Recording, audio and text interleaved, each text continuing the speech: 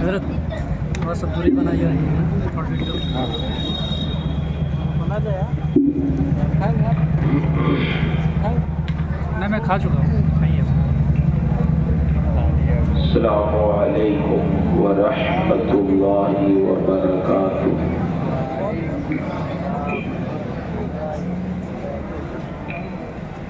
الحمد للہ الحمد للہ نحمده ونستعینه ونستغفره ونؤمن به ونتوکل علیہ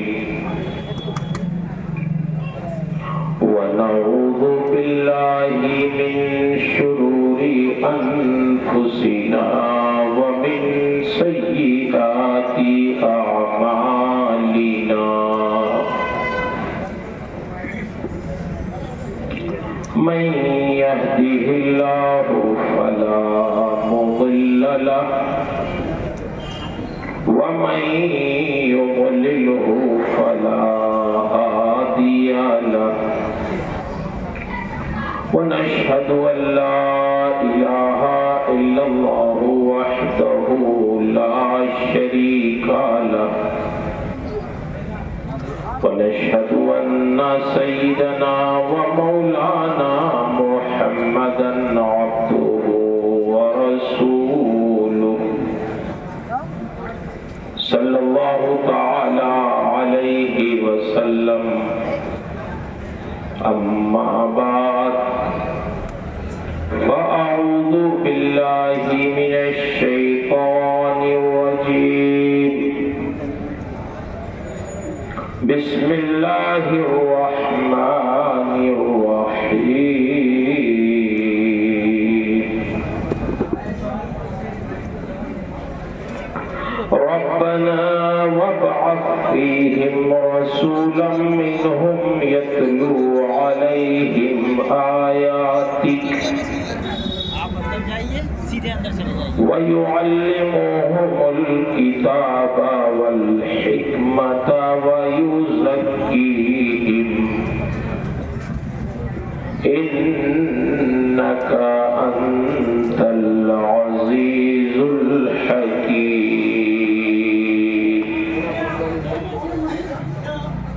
آمنت بالله صدق الله العظيم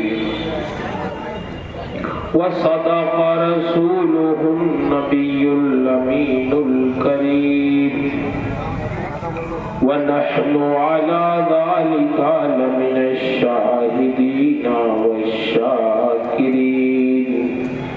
والحمد لله رب العالمين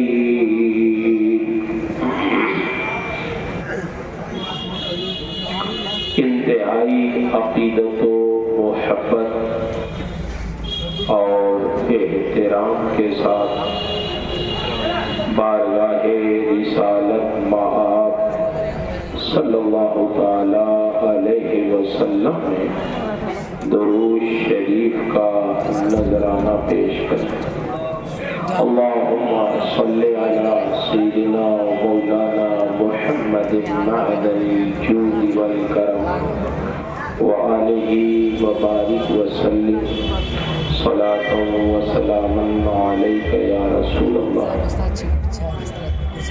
معزز حاضرین سامعین رب العالمین کا بے پناہ شکر اور اس کا احسان ہے کہ اللہ تعالی نے آج کی اس شب میں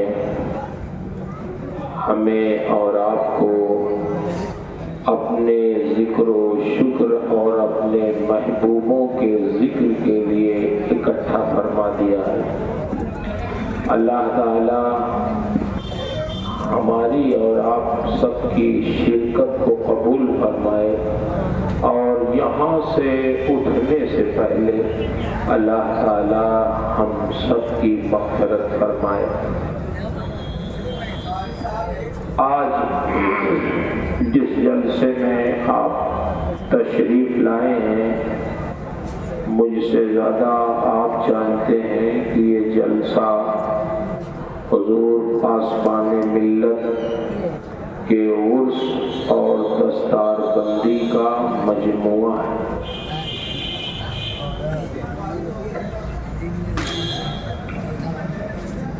سال بھر تک جو بچے درجے فضیلت میں پڑھتے ہیں یا جو حفظ مکمل کرتے ہیں، قرات مکمل کرتے ہیں، ان سب کی دستار ہوتی ہے جو تخصص۔ پھر پاسبان ملت علیہ رحمت و رضوان جنہوں نے اپنی زندگی مذہب اہل سنت کی خدمت میں اور مسلک اعلیٰ حضرت کی ترویج و اشاعت میں گزاری، ان کی بارگاہ میں خراج عقیدت پیش کرنے کے لیے حاضر ہوئے۔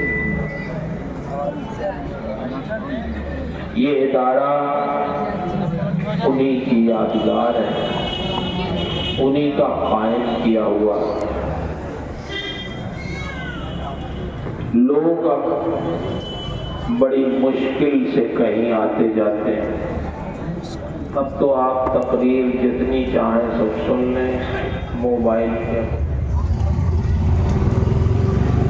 ایک سے ایک تقریر کرنے والے ماشاءاللہ۔ اب آنے جانے کا مسئلہ بہت کم ہو گیا۔ بڑے بڑے بادشاہ لوگ سلطنت مغلیہ نے سینکڑوں سال یہاں ہندوستان میں وہ سلطنت مغلیہ قائم رہی، مغلوں نے حکومت کی، لیکن انہوں نے اپنی قبر پہ یہ لکھوا دیا کہ بر مزار ما غریباں نہ چراغے نہ بھولے۔ کہ ہم لوگوں نے اتنے دن تک بادشاہت کی، لیکن جب ہم مرتے ہیں تو ہماری قبر پر نہ کوئی چراغ جلانے والا ہوتا ہے، نہ کوئی پھول چڑھانے والا۔ لیکن جو حضرات دین کی خدمت کرتے ہیں تو صبح و شام ان کی قبر پر تلاوت ہوتی رہتی ہے۔ آپ دیکھتے ہوں گے یہاں حضرت کے مزار پہ بچے پڑھتے ہیں، ہمارے یہاں حضور حافظ ملت علیہ رحمہ کے مزار پر بچے صبح و شام پڑھتے رہتے ہیں۔ کیوں؟ یہ کوئی بادشاہ تو نہیں تھے، لیکن دین کے خادم تھے، تو زمین کے اوپر جب تھے تب بھی ان کی عزت تھی، آج بھی اس سے زیادہ ان کا احترام۔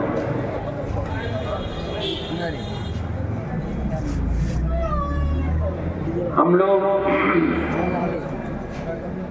شارح بخاری حضور مفتی شریف الحق علیہ رحمت و رضوان جو نائب مفتی اعظم ہند تھے، ان کی مجلس میں عصر کے بعد بیٹھتے تھے مبارک پور میں۔ مولانا صاحب، آپ مولانا کونین صاحب اس وقت پڑھتے رہے، مولانا عارف صاحب، شارح بخاری کے وہاں مجلس ہوتی تھی، تو جب حضرت نظامی صاحب علیہ رحمہ کا ذکر ہوتا تھا تو بڑی محبت سے وہ ان کا ذکر کرتے، کہتے تھے کہ ہماری جماعت میں تو خطیب نظامی صاحب تھے، یہ شارح بخاری پر کہتے تھے۔ بمبئی ہم لوگ جاتے تھے محرم کی تقریر کرنے،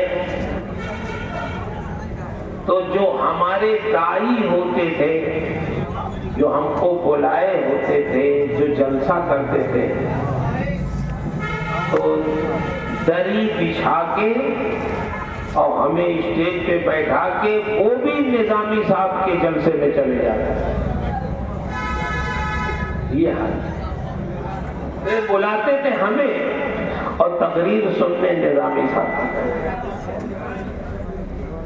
وہ فرماتے تھے شارح بخاری کہ جب حضرت کے جلسے میں نعرہ لگنے لگتا تھا تو اغل بغل کے محلے کے جتنے جلسے ہوتے تھے مجلس محرم کی، سب کے سامعین سب ان کے مجمع میں سب کا جلسہ پھیکا. اللہ نے ایسی شیریں کلامی عطا کہ بد مذہب بھی کھڑے ہو کے سنتے، انہیں کے خلاف کہتے تھے مگر سنتے. جامعہ اشرفیہ سے بڑا گہرا لگاؤ تھا ان کا.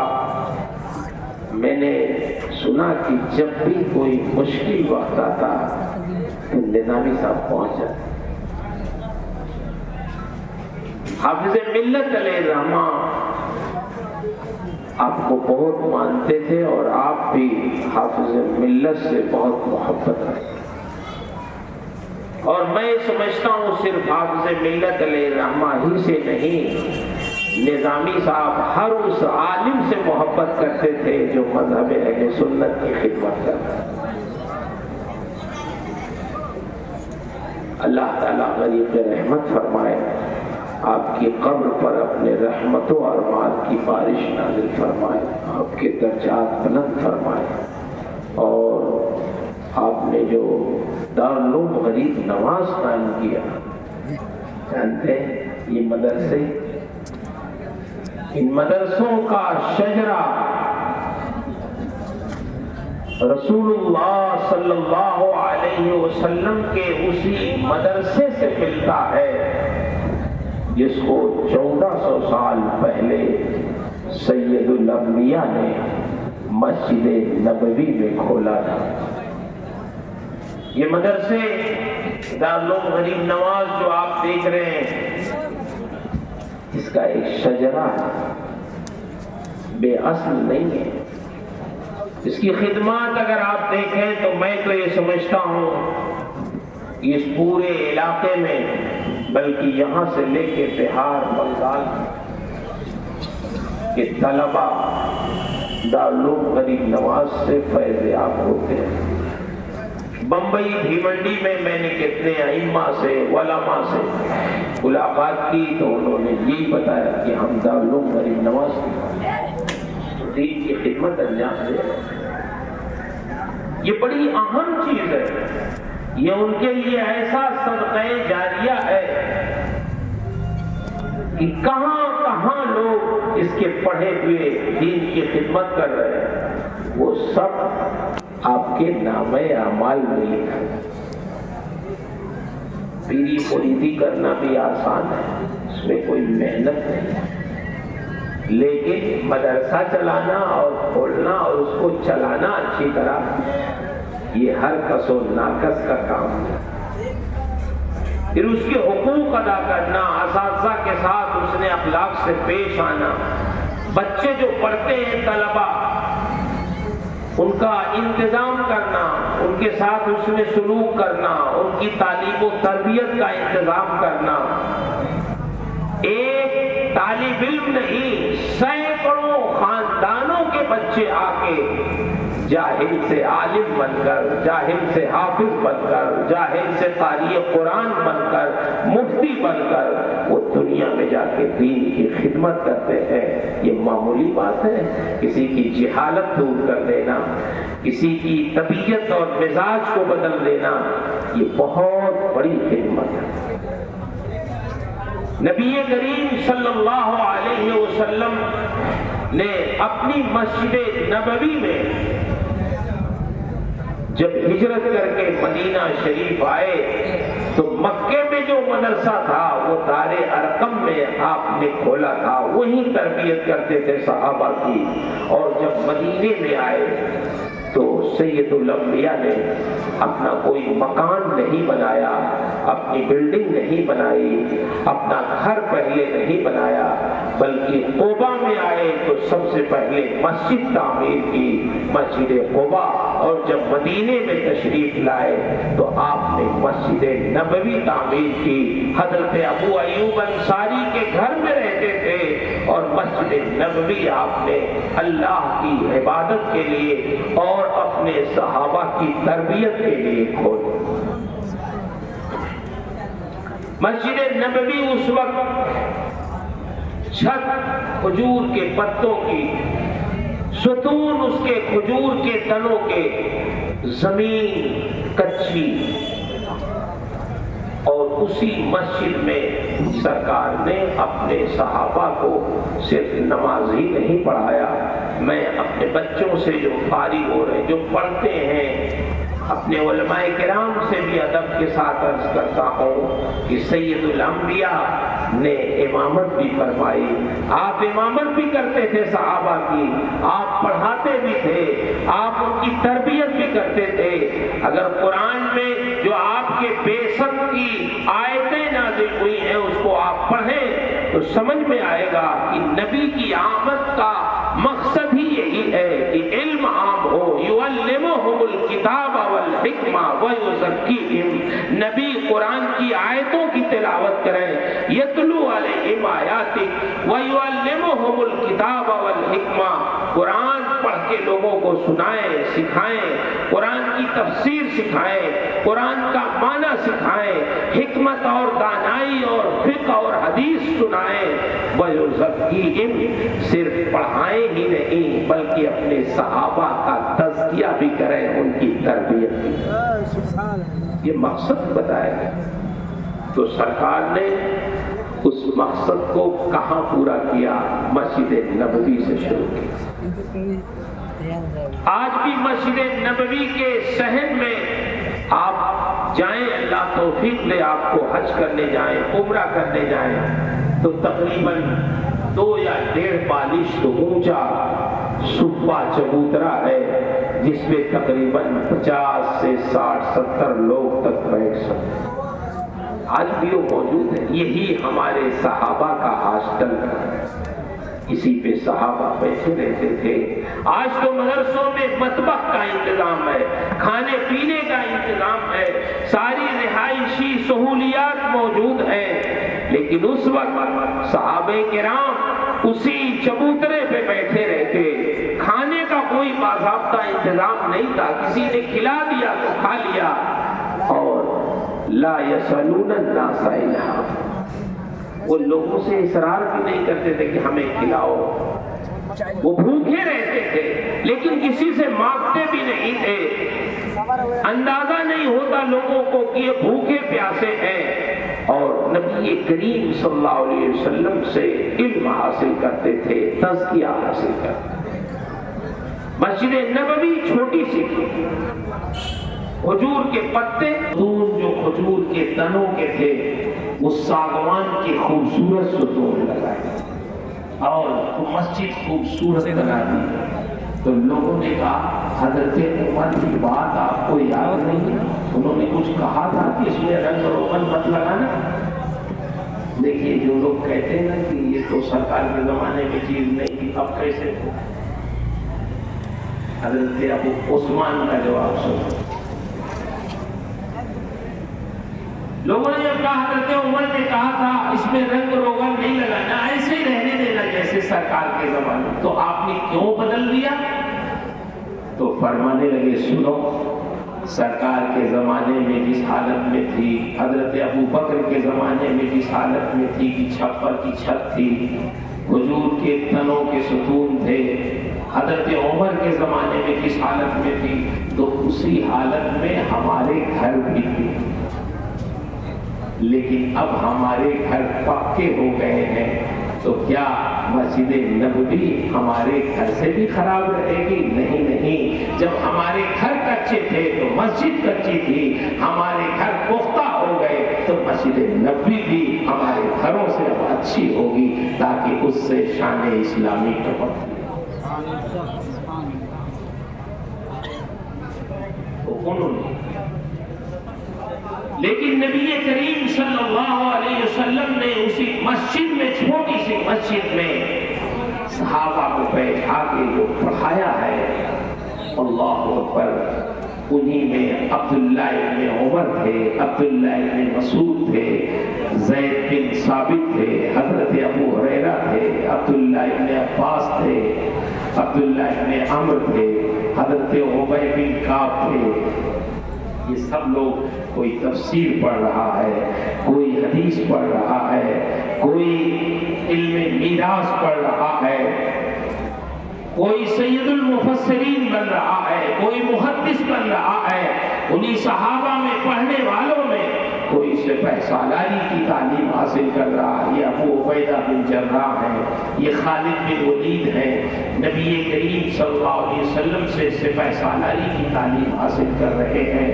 اسی مسجد میں بیٹھنے والوں میں حضرت ابو دردہ ہیں اور حضرت ابو ذر غفاری ہیں، جو سرکار سے علم تصوف پڑھ رہے ہیں، جن کے دن روزوں میں گزر رہے ہیں، راتیں نمازوں میں گزر رہی ہیں۔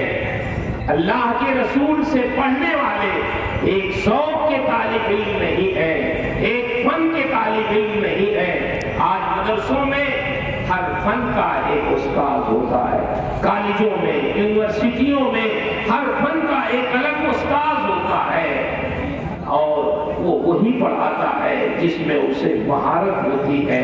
کوئی حدیث پڑھاتا ہے، کوئی عربی ادب پڑھاتا ہے، کوئی منطق و فلسفہ پڑھاتا ہے، کسی کو فقہ سے دلچسپی ہے وہ فقہ پڑھاتا ہے۔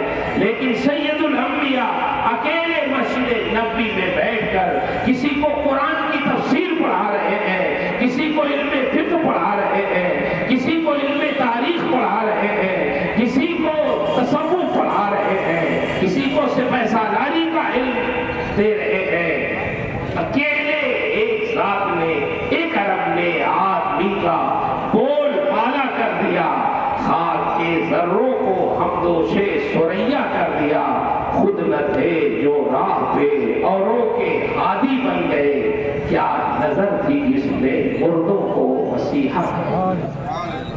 اکیلے سارے صحابہ کو پڑھایا، تقریباً 1,24,000 صحابہ کرام حجۃ الوداع کے موقع پر ایسے تھے جو اپنے ہاتھ پہ، اپنی ہتھیلی پہ اپنی جان لیے ہمیشہ تیار۔ کیسا انقلاب آیا! یہ ہمارے ادارے کو درس کر رہا ہوں، یہ بہت بابرکت ہے۔ آج اسٹیج پہ جو ہمارے علماء نظر آ رہے ہیں، جو اغل بغل علماء نظر آ رہے ہیں، مسجدوں میں جو امام نظر آ رہے ہیں، رمضان میں جو حفاظ نظر آتے ہیں جن کے پیچھے آپ تراویح پڑھتے ہیں، یہ کہاں کی پیداوار ہے؟ یہ سب انہی مدرسوں کی پیداوار، انہی اداروں کی پیداوار۔ اللہ تعالیٰ غریب رحمت فرمائے پاسبان ملت علیہ رحمہ کو کہ انہوں نے ایک فیکٹری کھول دی ایسی جس سے اچھے انسان نکلتے ہیں، اچھے عالم نکلتے ہیں، دنیا میں دین کے خادم بھیجے جاتے ہیں اور ان کی خدمتیں دنیا میں عام و عام ہوتی ہیں۔ تو میں عرض کر رہا تھا، نبی کی آمد کے مقاصد میں قرآن کی تلاوت ہے، یتلو علیہم آیاتہ وَيُعَلِّمُهُمُ الْكِتَابَ وَالْحِکْمَةَ، کتاب اور حکمت کو سکھانا، پھر وَيُزَكِّيهِمْ، ان کا تزکیہ کرنا۔ آج ان تینوں چیزوں پہ عمل نہیں، صرف حفظ کی تعلیم ہوتی، یہ بنیادی چیز ہے۔ سب سے پہلی بنیاد کیا ہے؟ قرآن کی تلاوت، ناظرہ اور قرآن کا حفظ،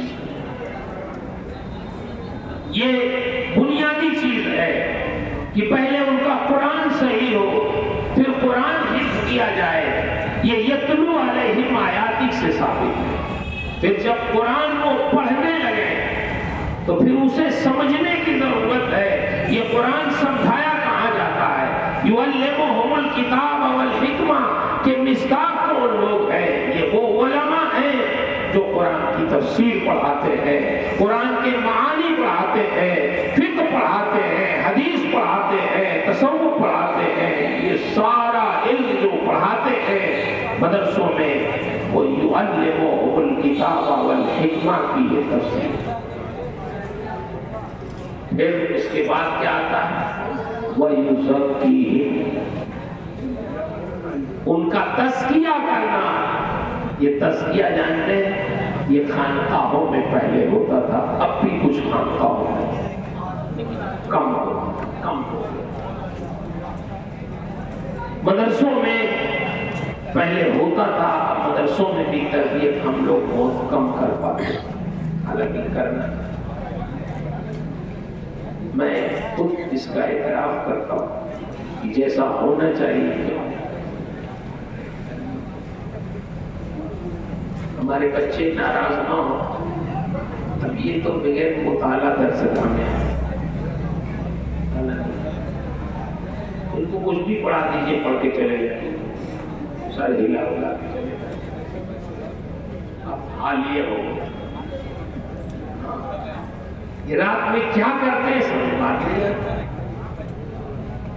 اللہ کے بندو، اس وقت جو چیلنج ہے آپ کے سامنے اب تو ہم سے زیادہ جانتے ہیں، پہلے زمانے سے زیادہ اب محنت کی ضرورت۔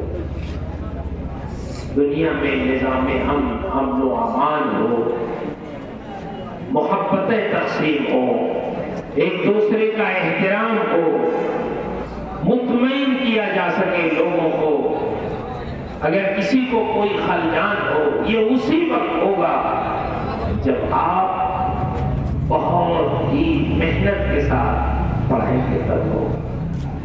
آج مطلب میں صرف اسی مدرسے کی تو میں جانتا بھی نہیں کتنا کیا ہے مسئلہ، لیکن میں مدرس ہوں تو مجھے سمجھ میں تو آتی ہے بات کہ محنت اساتذہ کرتے لیکن ہمارے بچوں کو فکر بہت ہوتی ہے اپنی۔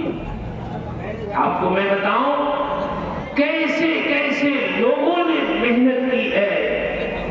آج جب محدثین کی فہرست ہم پڑھتے ہیں تو آفتاب و ماہتاب کی طرح جن کے نام اسمائے فن رجال میں چاند و سورج کی طرح جن کے جگمگا رہے ہیں، ان کی تاریخ آپ پڑھیے تو سمجھ میں آئے گا کتنی محنت کی ہے انہوں نے۔ آپ ہدایہ پڑھتے، ہدایہ صاحب ہدایہ نے 12 سال میں لکھا۔ کیسے لکھا؟ 12 سال تک نفلی روزہ رکھ کے لکھا صاحب ہدایہ، روزہ رکھتے۔ ہم لوگ ایک دن اگر روزہ رکھیں تو پورا محلہ جان جائے، سارے شاگرد جان جائے کہ حضرت روزہ ہے، یہ افطاری لاؤ، یہ سحری لاؤ، یہ کرو، وہ پتہ چل جائے سب کو حضرت صاحب۔ 12 سال تک صاحب ہدایہ نے روزہ رکھا جب تک ہدایہ لکھی، اور ہر والوں کو بھی نہیں بتایا کہ میں روزے سے۔ روزانہ ان کا کھانا آتا تھا برتن میں، خادم لاتا، جہاں وہ رہتے تھے رکھ دیتا، فرماتے رکھ دو جاؤ۔ کسی طالب علم کو بلاتے، فرماتے کھانا کھا لو، برتن رکھ دو صاحب۔ طالب علم کھانا کھا لیتا، برتن صاف کر کے رکھ دیتا، خادم پھر آتا، خالی برتن اٹھا لے جاتا۔ 12 سال تک وہ خالی برتن لے جاتا رہا، کھانا لاتا رہا، اس خادم کو بھی نہیں پتا چلا کہ حضرت روزے سے۔ 12 سال روزہ رکھ کے ہدایہ لکھی۔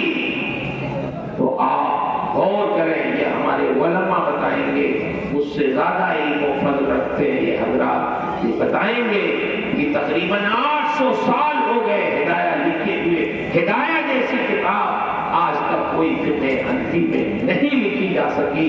یہ برکت ہے صاحب ہدایہ کے اخلاص کی، للہیت کی، تقوی اور پرہیزگاری۔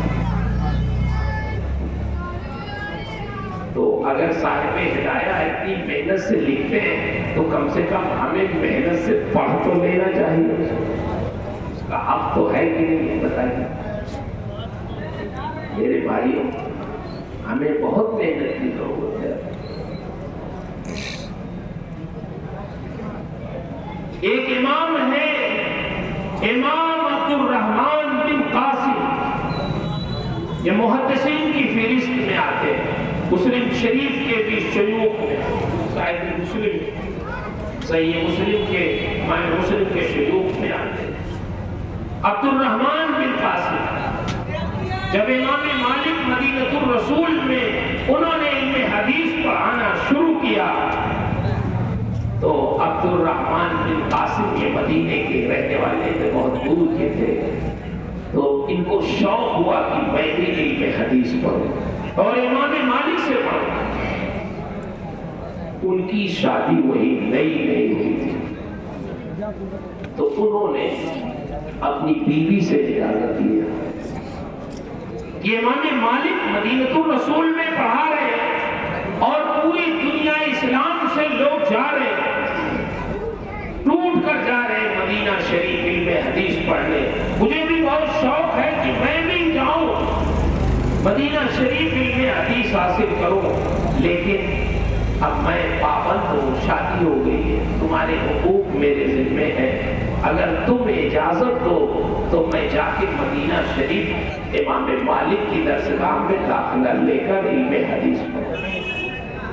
بیوی بھی نیک تھی، اللہ والی بھی، شادی تو ابھی نہیں ہوئی تھی، لیکن نئی ہوئی تھی، بیوی نے کہا سبحان اللہ، مجھے شوق، مجھے خوشی ہے کہ میرے شوہر کے دل میں حدیث رسول پڑھنے کا بہت شوق ہے، یہ میرے لیے بھی بہت احساس کی بات ہے کہ میرا شوہر محدث بن جائے، رسول اللہ کی حدیثوں کا حافظ بن جائے، یاد کرنے والا بن جائے، حدیث رسول پھیلانے والا بن جائے، یہ میرے لیے بہت خوشی کی بات ہے کہ میرا شوہر عالم دین بننا چاہتا ہے، محدث بننا چاہتا ہے، رسول اللہ کی حدیثوں کا پھیلانے والا بننا چاہتا ہے۔ آپ اگر جانا چاہتے ہیں تو میری طرف سے بخوشی اجازت ہے کہ آپ مدینہ شریف جائیں، امام مالک کی درسگاہ میں رہ کے آپ علم حدیث حاصل کریں۔ کتنے دن تک پڑھنا چاہتے ہیں آپ؟ تو انہوں نے بہت ڈرتے کہا 1 سال۔ 1 سال کوئی مسئلہ نہیں، جائے ٹھیک ہے، امام مالک کی درسگاہ میں داخلہ لیا، علم حدیث پڑھنے میں۔ جانتے کتنے دن تک پڑھا؟ 1 سال پڑھا، 2 سال پڑھا، 3 سال پڑھا، تب خیال آیا کہ یار چھٹی تو بیوی سے 1 ہی سال کی لے کے 1 سال۔ ہمارے طالب علم یہ جمعرات کو چھٹی اگر مانگتے ہیں، ان کو نہ دو تو بغیر چھٹی کے بھاگ جاؤ۔ سنتے ہیں مولوی صاحب کیا کریں، بہت کر کے ڈانٹیں گے، ہے نا؟ ان کو گھر کی بڑی فکر رہتی ہے، بارش ہو گئی ہے، اب وہ کھیت میں بیج ڈالا کیا ہوگا، یہ ہوگا، وہ دنیا بھر۔ حالانکہ گھر والے بچوں سے کام نہیں لیتے، ان کو فکر ملا ہوتا ہے۔ آپ غور کریں لوگ کیسے محدث بنے، اتنے بڑے بڑے عالم بنے کیسے؟ 3 سال ہو گیا تب خیال آیا، نہ کوئی خط، نہ کوئی اس زمانے میں فون، نہ تار، نہ اور کچھ، کوئی رابطہ نہیں۔ 3 سال کے بعد اپنی بیوی کو بہت شرمندہ ہو کر خط لکھا ہوا، آصف کے حوالے۔ اس خط میں لکھا تھا اپنی بیوی کو مخاطب کر کے کہ میں آپ کا بڑا شکر گزار ہوں کہ آپ نے مجھے 1 سال کی مہلت دی تھی، لیکن میں بہت شرمندہ ہوں کہ میں نے 3 سال گزار دیے۔ اس 3 سال میں آپ کو کتنی تکلیفیں اٹھانی پڑی ہوں گی، میرے نہ رہنے کی وجہ سے کتنی مشقتیں برداشت کرنی پڑی ہوں گی۔ کوئی آپ کا سرپرست نہیں رہا، کوئی آپ کا کفیل نہیں رہا، کوئی آپ کا نگراں نہیں رہا جو آپ کی ضرورتیں پوری کرے، لائے، کھانے پینے کی چیزیں دے، آپ کے حقوق ادا کرے۔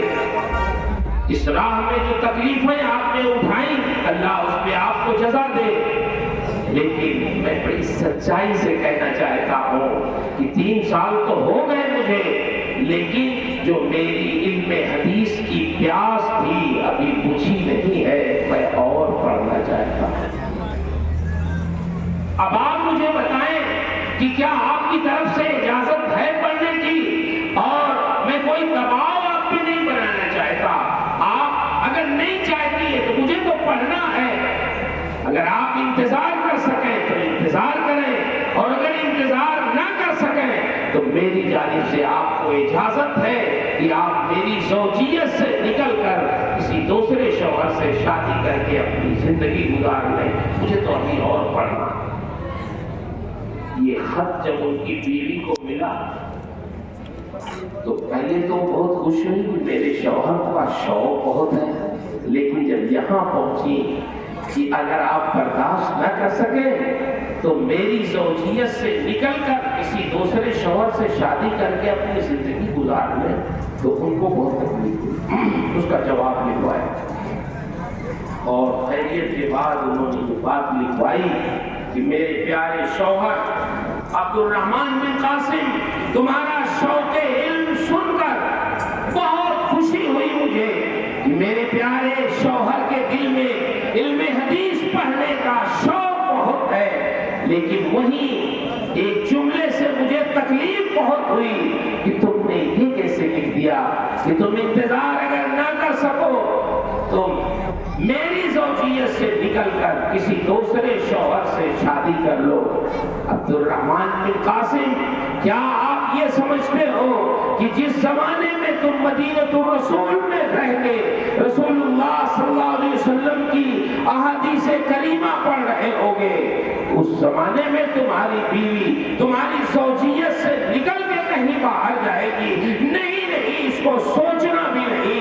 مجھے تو خوشی ہے کہ میرا شوہر جب قیامت میں ایک محدث کی صورت میں اٹھایا جائے گا تو میں وہی ایک محدث کی بیوی کی شکل میں اٹھائی جاؤں گی. ہو سکتا ہے میرا صبر قیامت میں میرے لیے کام آ جائے اور تمہارے علم حدیث کے راستے میں کوئی معاون بن سکوں.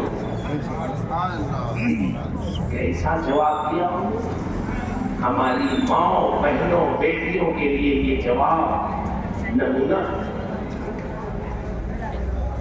بہت سی ہماری بہنیں، ہماری بیٹیاں جو سنتی ہیں کہ کوئی کسی عالم سے رشتہ طے ہو رہا، بولے نہیں ہے مولوی صاحب کتنا کمائیں گے، کتنا کھلائیں گے. ایک صاحب کہنے لگے ایک صاحب سے کہ ارے تمہاری 7 بچیاں تھیں، 6 کی شادی تم نے مولوی حافظ سے کر دی، ایک رہ گئی، اس کی تو کہیں اچھی جگہ لگا. اچھی جگہ نہیں سمجھتا. بولیے یہ مولانا صاحب لوگ کھاتے پیتے نہیں ہیں؟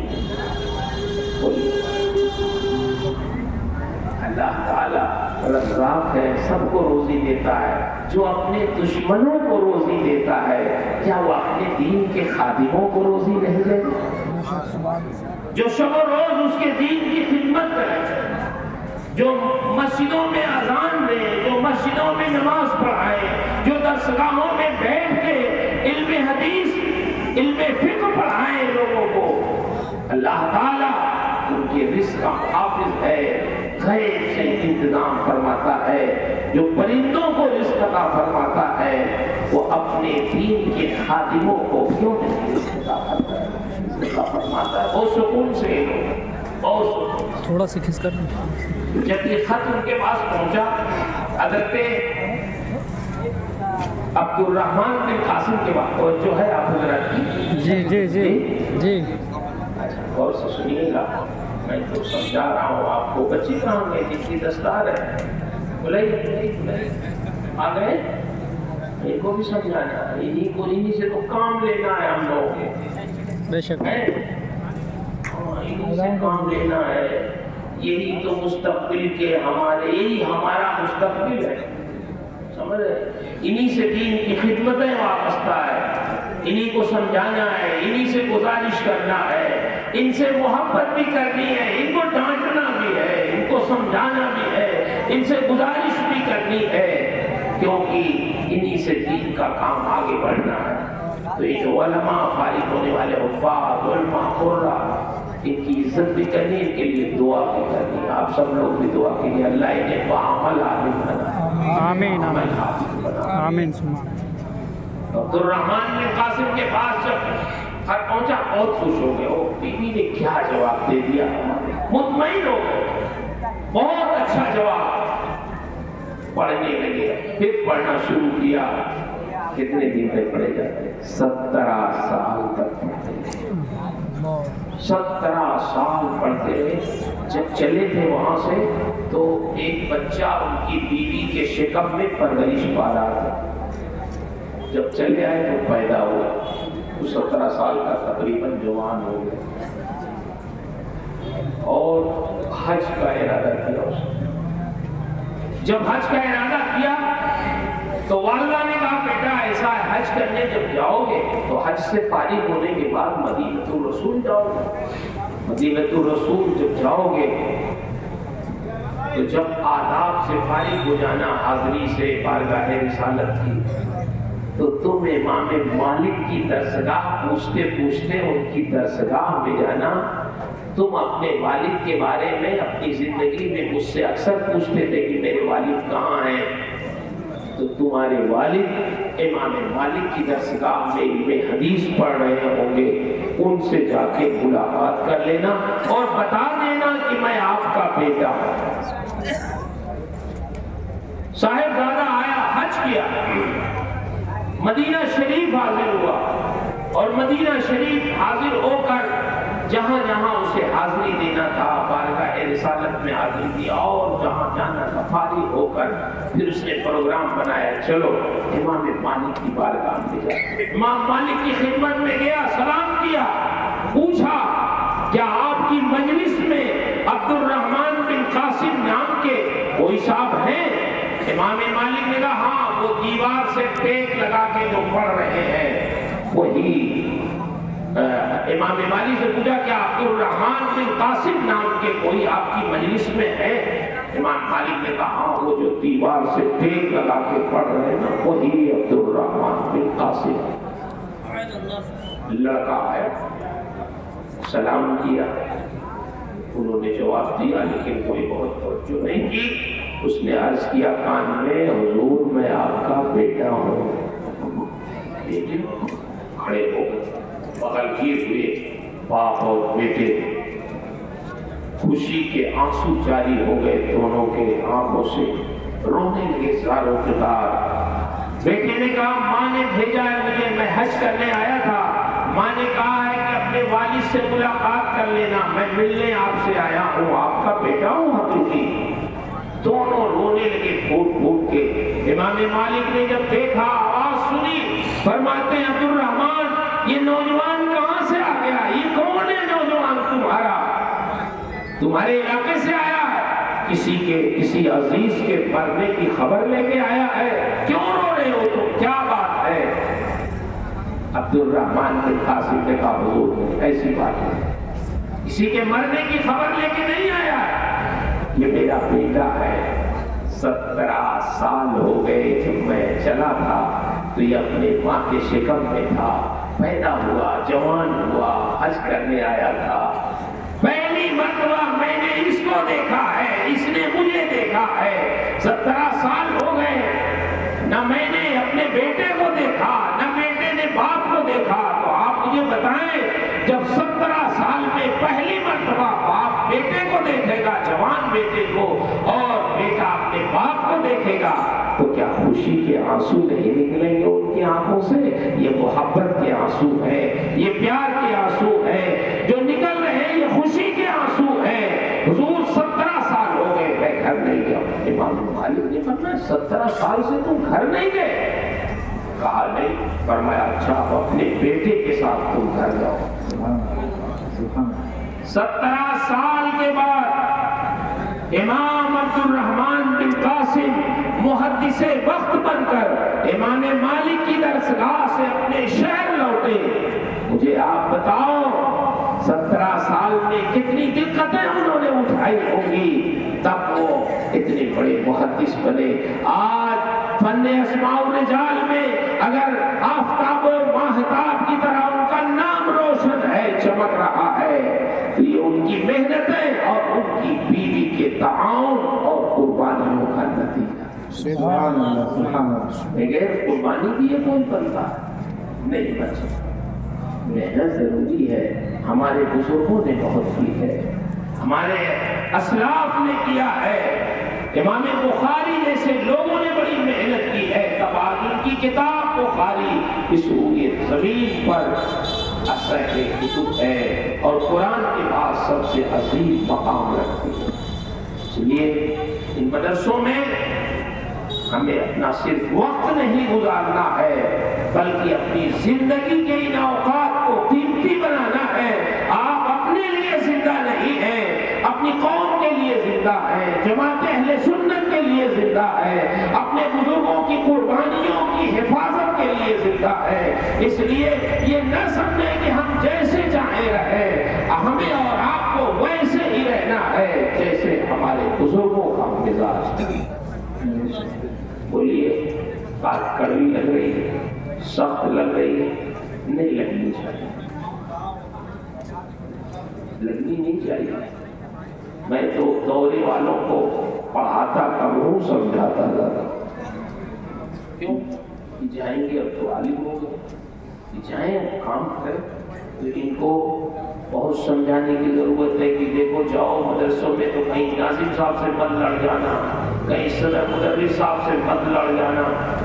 لڑائی کر کے یہاں سے وہاں, وہاں سے یہاں, وہاں سے یہاں, تو زندگی بھر تم دوڑتے ہی رہ جاؤ گے. ایک ترغیب محکم کیجیے.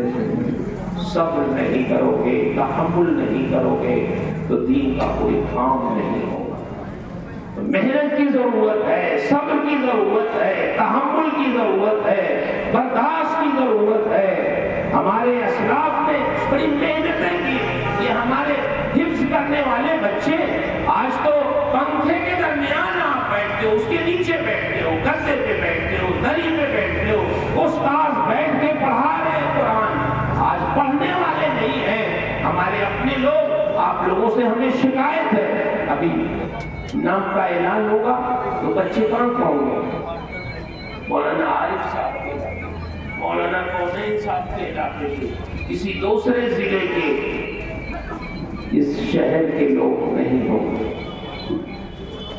لسٹ میں دیکھیے مولانا صاحب, الہ آباد کے لوگ کتنے؟ کیوں؟ آپ نہیں پڑھانا چاہتے, آپ حافظ نہیں پڑھانا چاہتے اپنے بچوں کو, آپ عالم نہیں بنانا چاہتے. کیوں؟ اس لیے شاید نہیں بنانا چاہتے یہ روپیہ نہیں کمائیں گے. ہمیں روپیہ بنانے والی مشین حاصل کرنا ہے, جو نوٹ کمائے, جو روپیہ کمائے.